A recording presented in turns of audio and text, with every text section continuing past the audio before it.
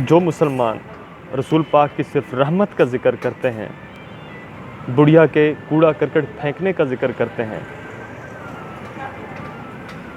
एक दुरुस्त पहलू के साथ कि ख़वातीन के साथ कैसा बिहेवियर करना है, अपने रिश्तेदार ताने मारें, गली मोहल्ले में तंग करें, उनसे अलहदगी का कहा गया है।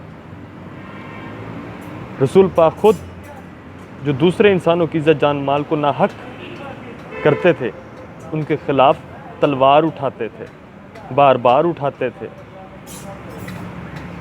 हम इस्लाम और रसूल पाक की इन अहम पहलुओं को क्यों नहीं उजागर करते कि ज़्यादती की जब हद बढ़ जाए तो उस पर सर झुकाना नहीं है, ये सब्र नहीं है, ये बेगैरती है। उस वक्त तलवार का हुक्म दिया है जब हद गुजर जाए। अगर गलत है तो बड़े एहतराम के साथ तसीह फरमा सकते हैं।